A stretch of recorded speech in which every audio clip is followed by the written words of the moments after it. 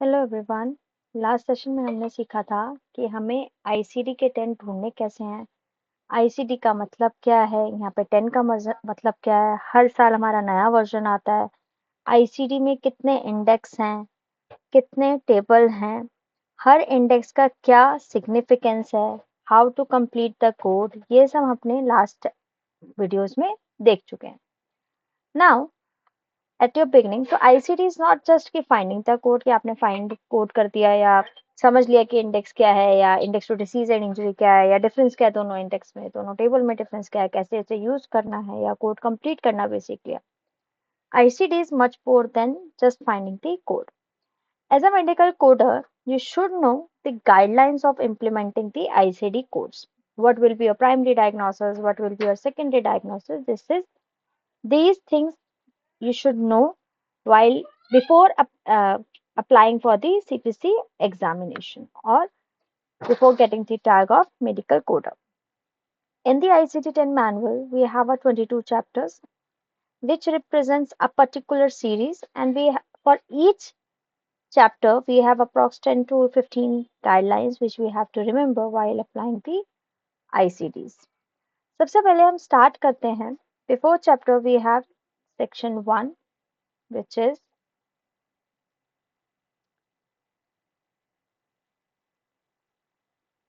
So we have section 1, which will tell you the conventions, general coding guideline, and in the section 1 we have the chapter specific guidelines. So again, we have a 22 chapters, 19 conventions.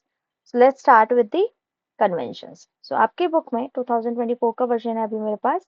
आपकी book में page number 8 से आपके section 1 का convention start हो रहा है.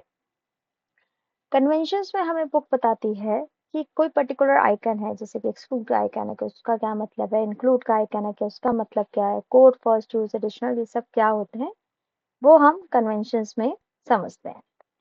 सो convention section 1 का ए part हमारा कन्वेंशन का होता है. बी पर journal coding guideline and chapter specific guideline होती है. सी सेक्शन 1 का सी पार्ट. सबसे पहले स्टार्ट करते हैं सेक्शन 1 से. Alphabetic index and tabular list हमने एक बार पहले ही समझ लिया, मैं एक बार फिर से गो थ्रू करा दूं. ICD coding is just a two-step process, but first we have to locate the alpha code in the alphabetic index and tables. We have two index. First is index to disease and injury, and then index to external causes, followed by table of neoplasm and table of drug and chemical. Then we have to complete and find the guidelines into the tabular list. So हमारे पास दो part है, alphabetic index और tabular list. Next आता है format and structure. हमारे जो code है वो 3 to 7 कैरेक्टर के हैं, यानी कि 3 कैरेक्टर का भी है, 4 का भी, 5 का भी, 6 का भी और 7 का भी. 3 कैरेक्टर का भी मिलेगा, 4 का भी मिलेगा, 5 का भी, 6 का भी, 7 का भी. अब आपको पता कैसे चलेगा कि हमारे कोड को कितने कैरेक्टर चाहिए? जब भी आप टैबुलर में जाओगे. Let's take an example.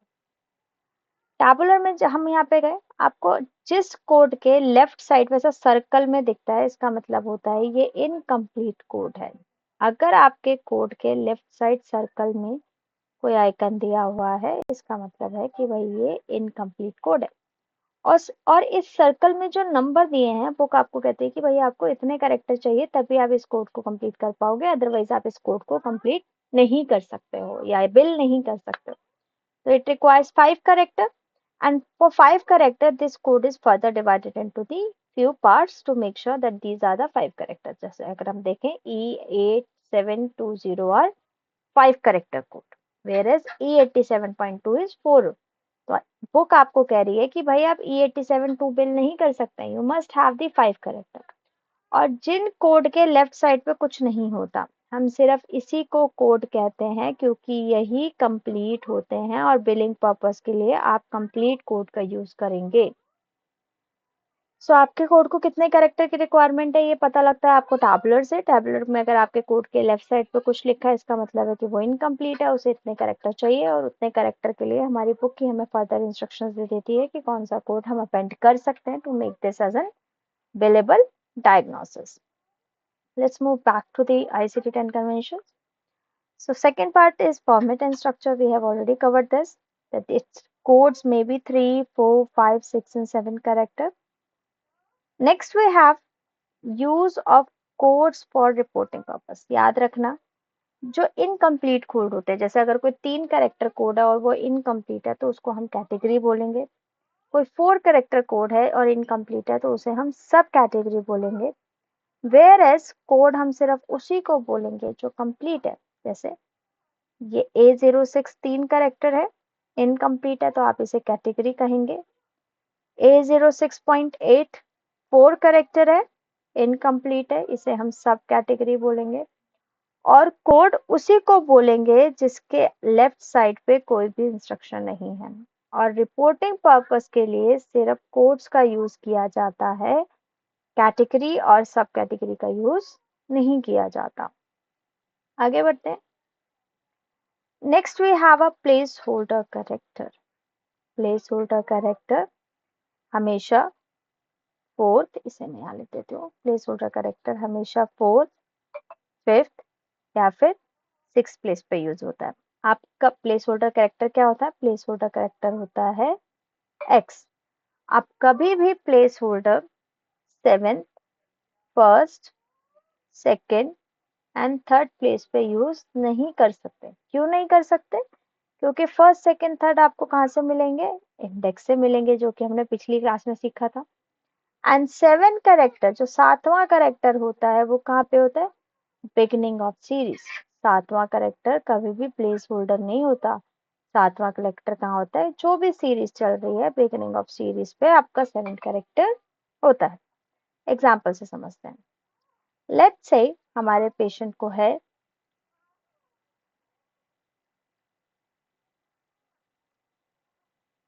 Femur fracture, उसका कोड ढूंढते हैं। उसका कोड अभी मैं यहाँ पे लिख रही हूँ, आप लोगों को पिछली रिकॉर्डिंग्स रेफर करनी है टू वेरीफाई द कोड। उसका कोड हमने लिख लिया अभी S72.9। अब इसको करते हैं कंप्लीट। कंप्लीट करने के लिए हमें कहाँ जाना है? टैबलर पे जाना है। तो टैबलर पे चलते हैं।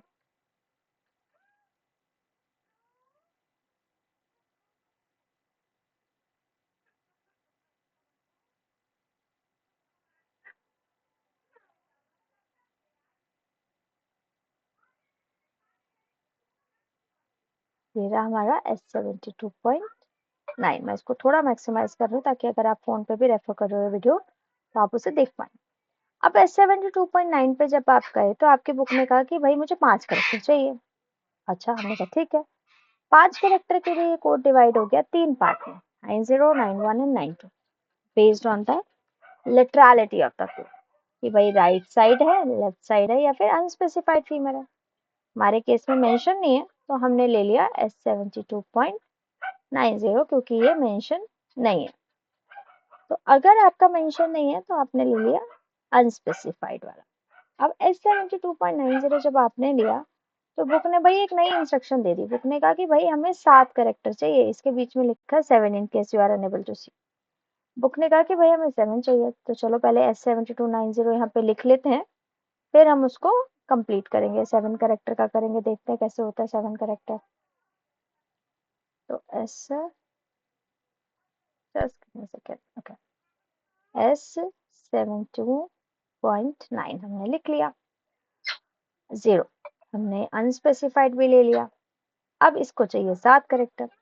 याद रखना 7 नंबर आपको ब्लू में भी मिलेगा और रेड में भी मिलेगा। तो ऐसा जरूरी नहीं है कि 7 हमेशा ब्लू में रहेगा, कई बार आपको रेड में मिलेगा, कई बार ब्लू में। जब ये आइकन ब्लू में होता है, इसका मतलब होता है कि कोड रिक्वायर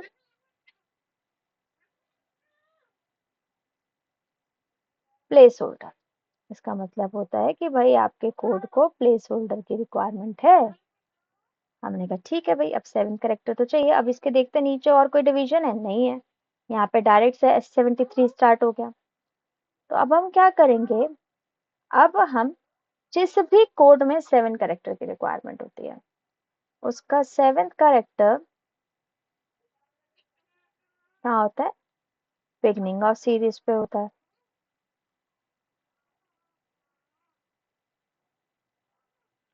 चलो 7th कैरेक्टर ढूंढने चलते हैं। सीरीज कौन सी है? S72 की, तो S72 पे चलते हैं। स्क्रॉल अप करते हैं डायरेक्ट S72 पे जाने के लिए।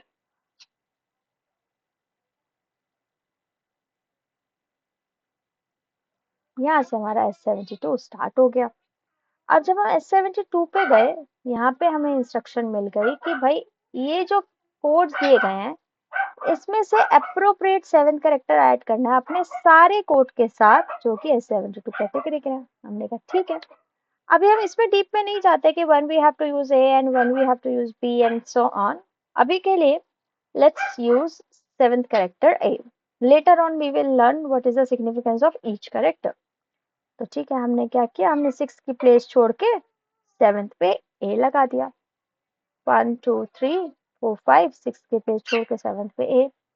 याद रखना ये जो करेक्टर्स होते हैं ये सिर्फ 7th प्लेस पे ही जाएंगे, आपके फर्स्ट सेकंड थर्ड और 6th प्लेस पे नहीं जाएंगे। जैसे अगर 6 करेक्टर में से तो आप ऐसे नहीं करोगे इसको 6th प्लेस पे रख दोगे, ये करेक्टर आपका 7th प्लेस पे ही जाएगा। Is it okay? अब हमने जब 7th प्लेस पे लगाया, वी फाउंड कि भाई 6th करेक्टर तो है नहीं। तो जब भी कोई करेक्टर 4th 5th और 6th प्लेस से मिस होता है उसे फिल करते हैं हम प्लेस होल्डर से। प्लेस होल्डर क्या होता है? प्लेस होल्डर होता है एक्स। तो अब हम क्या कर देंगे, इसमें एक्स लगा देंगे। तो एक बार रिवीजन कर लेते हैं। जब भी कोई कोड कंप्लीट करना होता है उसका 7 कैरेक्टर कहाँ होता है? उसका 7 कैरेक्टर होता है बिगनिंग ऑफ सीरीज पे। 7 कैरेक्टर कहाँ मिलेगा आपको? बिगनिंग ऑफ सीरीज पे। वहां पे आपको जाना ही पड़ेगा। सीरीज क्या होती है? First 3 character of the code, उसको हम सीरीज बोलते हैं। और अगर कोई कैरेक्टर मिस होता है 4th 5th 6th प्लेस से, उसको हम फिल करते हैं प्लेस होल्डर से। प्लेस होल्डर कभी भी 7th फर्स्ट सेकेंड और थर्ड लोकेशन पे नहीं जाता। क्यों नहीं जाता? क्योंकि 7th सीरीज की स्टार्टिंग और फर्स्ट सेकेंड थर्ड आपको इंडेक्स से मिलेगा ही मिलेगा। तो वापस चलते हैं अपने कन्वेंशंस पे और सब देखते हैं कि हमारी बुक में प्लेस होल्डर के बारे में क्या लिखा है। So this is a placeholder character. In the ICT 10 CM utilize placeholder character which is X. The X is used as a placeholder at certain codes to allow the future expansion. कुछ ऐसे code जो अभी classified नहीं है, हो सकता है future में क्लासिफाइड हो। An example of this is poisoning, adverse effect, underdosing categories T36 to T50, क्योंकि इसके जो कोड्स हैं उस सब में हमारे X लगा हुआ है। Where a placeholder exists, the X must be used in order for the code to be considered a valid code। Valid code का मतलब हम किसी भी कोड को तभी बिल्ड करेंगे जब वो कंप्लीट होगा। कंप्लीट कैसे होगा? जो टैबुलर में इंस्ट्रक्शंस दी हैं अगर उतनी इंस्ट्रक्शंस हमारे पास हैं तो वो कंप्लीट होगा, अदरवाइज उसे कंप्लीट कंसीडर नहीं करेंगे। अगर कोई इसमें डाउट है you can ask over the comment box. Next we have 7 character. 7 character कहाँ से मिलते हैं? beginning of category, beginning of series। So book is telling us that certain ICT 10 CM categories have applicable 7 character। उनको 7वां character चाहिए। And the applicable 7 character is required for all codes within the category। जैसे अभी हमने देखा कि भाई जो 7 character A था वो हमारे S72 के सारे कोड्स के साथ रहेगा, यही S72 के नीचे लिखा था। तो वो कैरेक्टर सारे कैटेगरी के साथ जाएगा। ऐसा नहीं होगा कि S72 1 के साथ आप यूज ना करो और S72.9 के साथ करो, ऐसा नहीं। I'm sorry। As the notes in the tabular list instruct, the 7th character must always be a 7 character in a data field। 7th को अगर A हमारा 7th पे है तो आप 7th पे ही रहोगे, उसे आप 5th या 6th प्लेस पे यूज नहीं करेंगे। If a code that require a 7 character which is not 6 character already, then a placeholder must be used to fill in the empty character like we just did। हमारे को सिर्फ 5 character दिए गए और बोला कि भाई 7 कैरेक्टर लाओ। हमारा कोड 6 कैरेक्टर का नहीं था, तो हमने क्या किया, हमने प्लेस होल्डर यूज किया to consider this as an valid code. तो हमें x यूज करना है in the empty character. Let's move further. Next we have abbreviations। In our index or in the tabular list, we just have the two abbreviations, NEC and NOS। NEC याद रखने के लिए याद करो book fault, book fault. अब मैंने book fault क्यों कहा? देखो, कई बार ऐसी कंडीशंस होती हैं जिसके कोड हमारे बुक में होते ही नहीं है। डॉक्टर ने क्लासिफाई कर दी कंडीशन, हमारे पास उसका कोड ही नहीं है। तो हम क्या करते हैं, उसी कंडीशन का NEC का कोड लगाते हैं। Just give me a second. हाँ, okay, so I am repeating it one more time. कई बार ऐसा होता है कि हमारे कोड्स जो डॉक्टर ने कंडीशन क्लासिफाई करी है, हमारे पास उसका कोड अवेलेबल नहीं है। तो उन केसेस में हम क्या करते हैं, हम उसी कैटेगरी का NEC का कोड लगाते हैं, यानी कंडीशन उसी पे जाते हैं जो भी हमारी कंडीशन है, उस कंडीशन से हम NEC का कोड ले लेते हैं, which will tell that it is not elsewhere classifiable. Example से समझते हैं। लेट्स से हमारे डॉक्टर ने हमें कंडीशन दी, हमारे डॉक्टर ने हमें बोला कि patient having a bronchiolitis due to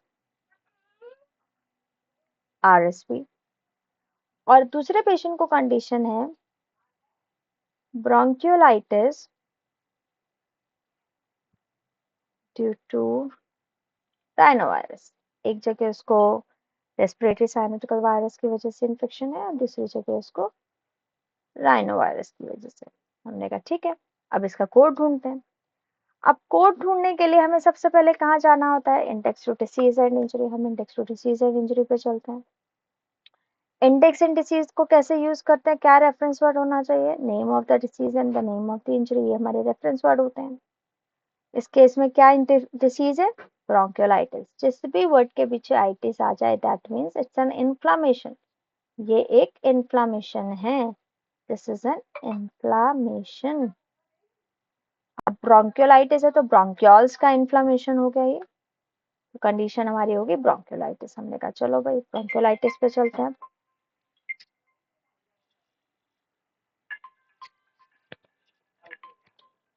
bronchiolitis पे चलने के लिए हमें स्क्रॉल डाउन करना पड़ेगा। अभी A सीरीज चल रही है, हमें B पे आना पड़ेगा।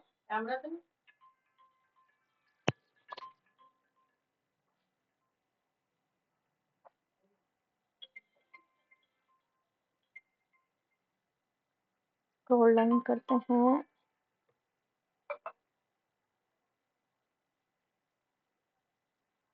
अभी भी A ही चल रहा है, हमें B पे जाना है तो और स्क्रॉल करते हैं।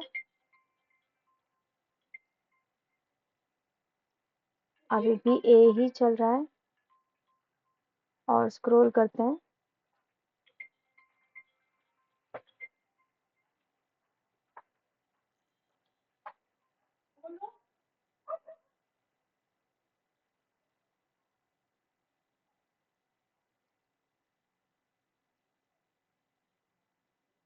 ये रहा हमारा, नहीं कहीं हमें ब्रोंकियोलाइटिस मिलेगा। हियर वी गो, ये रहा हमारा ब्रोंकियोलाइटिस, हम पहुंच गए ब्रोंकियोलाइटिस। अब हमारा क्वेश्चन क्या था, bronchiolitis due to respiratory syncytial virus. हमने कहा ठीक है भाई, कोड हो गया J21.0, हमने इसका लिख दिया J21.0। नेक्स्ट क्वेश्चन पे आता है bronchiolitis due to rhinovirus. Same bronchiolitis पे जाएंगे, J2 पे जाएंगे। अब राइनोवायरस तो यहाँ पे लिस्टेड ही नहीं है। तो जब भी ऐसा होता है कि कोई कंडीशन डॉक्टर ने बताई है और हमारे पास उसका कोड नहीं होता, जैसे कि अभी ये था राइनोवायरस यहाँ पे लिस्टेड नहीं है, तो हम क्या करेंगे, उसी कंडीशन से स्पेसिफाइड NEC का कोड ले लेते हैं। तो NEC का मतलब होता है कि ऑर्गेनिज्म स्पेसिफाइड तो है but it is not elsewhere classifiable in the manual, manual में कहीं क्लासिफाइबल नहीं है। इसका कोड हो गया हमारा J21.8। So there are few instances where the condition is specified by the doctor. However, you does not have a specific code for that. So in those cases, you have to use a code, NEC code, to represent that the condition is classified. However, it is not elsewhere classifiable in the manual. अब जो NEC के code होते हैं, उनका जो fourth character होता है वो मोस्टली 8 होता है।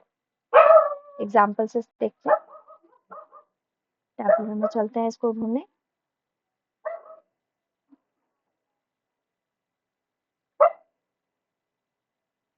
IJK, इसको बैठा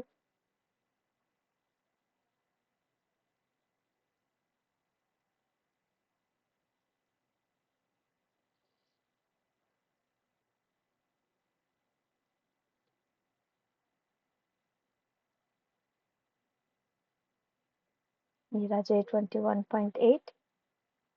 यहाँ पे अगर आप देखो, acute bronchitis due to the other specified organism, यानी इंडेक्स में जो आपको NEC मिलता है, टैबुलर में वो जाके अदर हो जाता है, और जो 0.8 वाला कोड होता है वो मेजरली अदर स्पेसिफाइड में ही लीड करता है।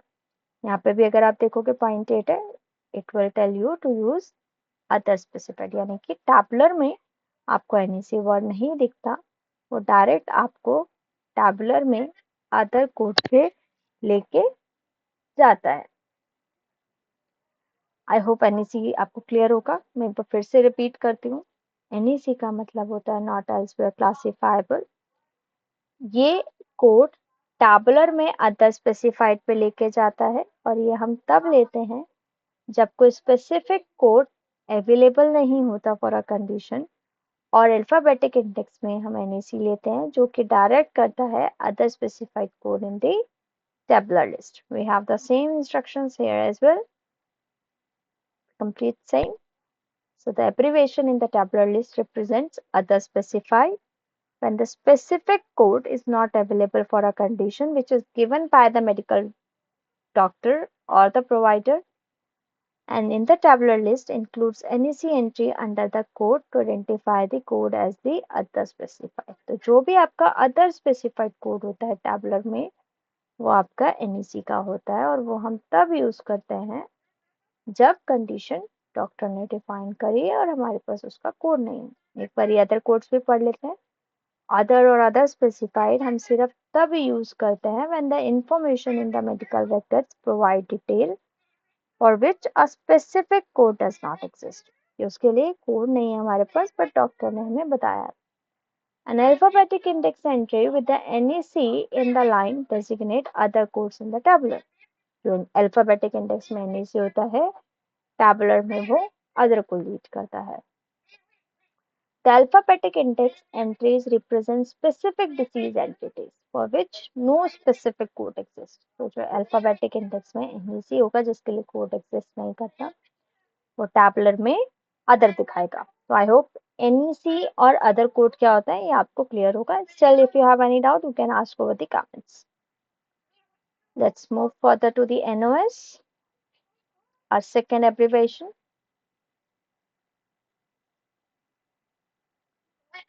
NOS is not otherwise specified. And to make it easier, we can say it as provider fault. So NEC is a book fault, whereas NOS is a provider fault. Means condition is not specified by the provider or doctor. So if condition is unspecified, we have to pick a code for NOS abbreviation. Let's take an example. Question लिखेंगे तो black में रखेंगे, और answers के लिए हम ये green में शेड लेंगे। हमारा पहला क्वेश्चन है फीवर। इजी है, कंडीशन डॉक्टर ने डिफाइन नहीं करी कि भाई फीवर कौन से टाइप का है, तो अब कोड ढूंढने चलते हैं। फीवर के लिए अल्फाबेटिक इंडेक्स में F पे चलते हैं।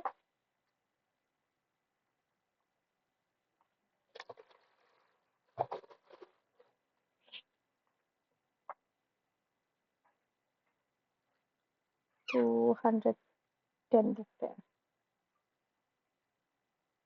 FA चल रहा है, फीकल पे आ गए।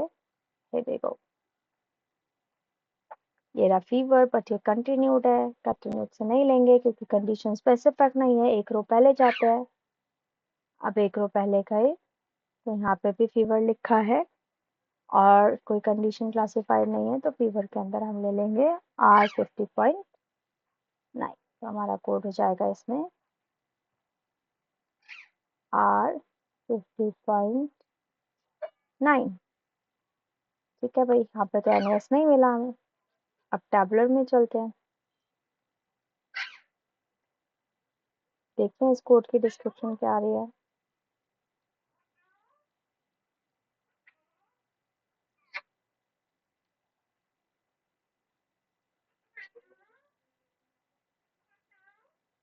ये रहा हमारा R50.9, which leads to the unspecified code, क्योंकि स्पेसिफाइड नहीं है। तो जो चीज स्पेसिफाइड नहीं होती वो टैबुलर में अनस्पेसिफाइड को रिप्रेजेंट करती है। और एनओएस जो एब्रीविएशन है वो हमें इंडेक्स में नहीं मिलती, वो सिर्फ हमें टैबुलर में मिलती है, जो कि हमें रिप्रेजेंट करती है कि condition is not else otherwise specified, कि ये कंडीशन स्पेसिफाइड ही नहीं है। तो इंडेक्स में एनओएस नहीं मिलता और टैबुलर में एनईसी नहीं मिलता। एनओएस होता है अनस्पेसिफाइड, एनईसी होता है अदर स्पेसिफाइड। अनस्पेसिफाइड हम तब लिखते हैं जब प्रोवाइडर की गलती होती है और कंडीशन स्पेसिफिक नहीं होती। So this abbreviation is equivalent to the unspecified. अब अनस्पेसिफाइड क्या होता है? अनस्पेसिफाइड का मतलब होता है कि भाई कंडीशन इज नॉट स्पेसिफाइड, और मेडिकल रिकॉर्ड में जो डॉक्यूमेंटेशन है वो सफिशिएंट नहीं है जिससे कि हम स्पेसिफिक कोड असाइन कर पाए। सो codes title unspecified are for use when the information in the medical record is insufficient or unavailable to assign a more specific code. For those categories where an unspecified code is not provided, the other specific code may represent both other and unspecified. जब ऐसे cases हो जब unspecified code ही नहीं है तो उसको हम other वाला और अनस्पेसिफाइड वाला एक ही कोड कंसीडर करते हैं। So today we have covered till the point number 6 as well as point number 9. I'm wrapping this video at this moment only. We will continue with the other topics in the next session. Thanks everyone. Bye bye.